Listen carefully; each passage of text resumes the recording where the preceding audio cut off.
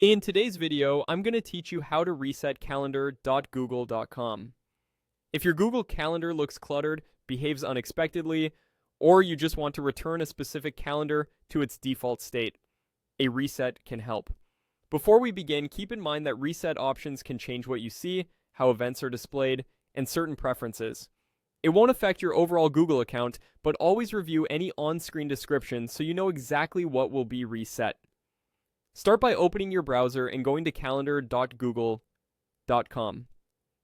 Make sure you're signed in to the correct Google account. If you use multiple accounts, glance at the profile avatar in the top right corner to verify you're working in the right place. You'll land on your main calendar view. Next, look to the top right and click the gear icon to open the settings menu.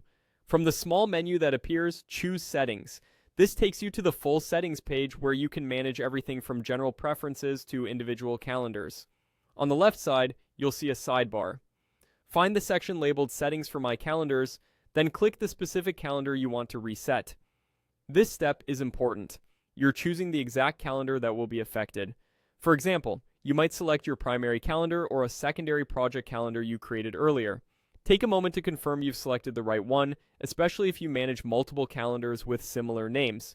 After you've opened that calendar settings page, scroll down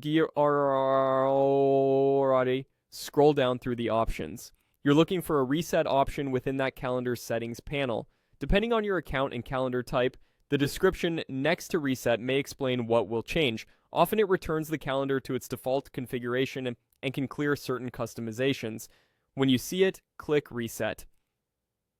A confirmation prompt typically appears to prevent accidental changes. Read it carefully since it clarifies what's about to happen.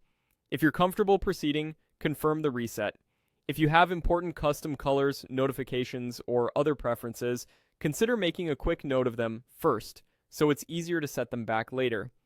As a general precaution, some people choose to export their calendar data before big changes.